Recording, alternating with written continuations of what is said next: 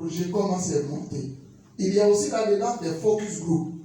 Ces focus group intéressent les différents opérateurs économiques parce que il a dit le directeur, le DR de famille, femmes-enfants, on voit des jeunes filles qui travaillent pour ces opérateurs, qui sont aussi des opérateurs économiques. Nous allons faire des réunions qu'on appelle des focus group pour les sensibiliser et aussi, s'il y a lieu, de libérer les personnes qui répondent aux critères que nous prenons en charge. Donc voilà un peu ce que nous voulons. C'est un plaidoyer. Voilà pourquoi dans mon message, je l'ai dit que sans l'appui des autorités, ce projet ne connaîtra pas le succès. Le succès, c'est qu'il faudra que ça connaisse une pérennisation et qu'on ait plus de personnes à identifier. Et là, le partenaire saura que les autorités sont aujourd'hui dans les deux régions, Boukani et Gordougo, sont vraiment imprégnées à la lutte contre la traite des personnes. Merci. Alors, ici, qu'est-ce qu'on a fait? Nous avons en fait un programme qui est, disons, holistique, à la fois qui renforce la coordination de l'intervention, une question, la répression des victimes, des trafiquants, la prise en charge des victimes et la coopération, pour que généralement c'est un phénomène transnational. Donc, peut-être même ceux qui font ces pratiques sont dans un autre pays. Et voilà, la chaîne c'est tout en Côte d'Ivoire. Donc il faut avoir une coopération entre les différents pays pour qu'au moins, si on essaie de poursuivre ces trafiquants, il puisse avoir une collaboration avec ces pays. Qu'est-ce qui est fait concrètement? Oui, CIBES est vraiment posé pour la question de protection uniquement. Du moins beaucoup plus axé sur sécurité.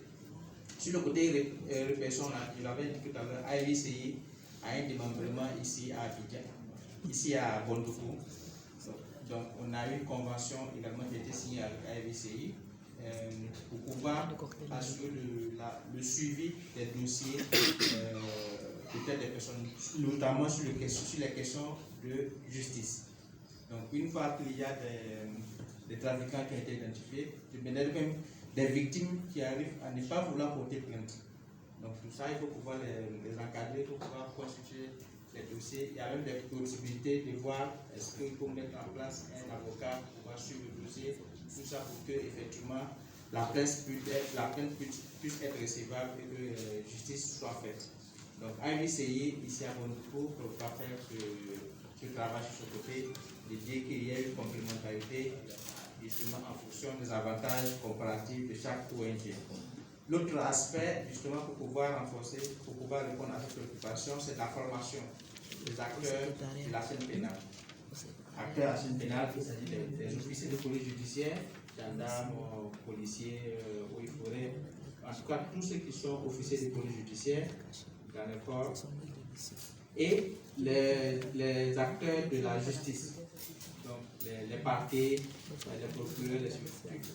Ici, déjà, à Bondoufou, il a introduit, on a déjà formé une trentaine de personnes, d'officiers de police judiciaire ici à Bondoufou. Vous n'avez pas encore, mais déjà à Bondoufou, ici, on a déjà formé il y a 30 au moins de différentes composantes. Il y avait la police, la gendarmerie, notamment, mais la police, il faut qu'il y a beaucoup de divisions, la préfecture, le commissariat, il y avait GEMI, il y avait une sous-direction, une antenne de la sous-direction ici, je crois.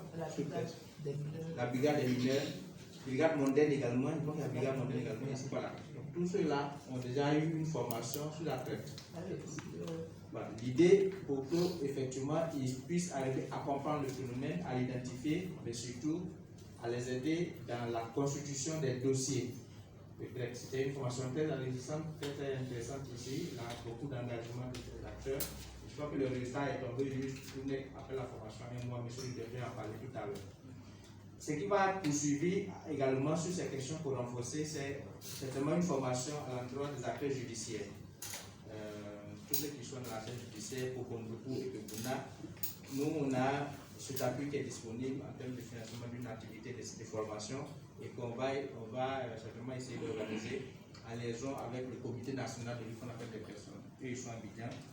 Et bien sûr, ils sont à Abidjan, mais ils envisagent avoir une représentation, disons une représentation, oui, mais en tout cas, un contact, des contacts dans les différentes régions, conformément à leur décret au niveau local. Tout ça pour justement pousser un peu loin cette lutte. Voilà. S'il y a des autres démissions à signer, nous allons entendre. Merci. S'il y a d'autres préoccupations également.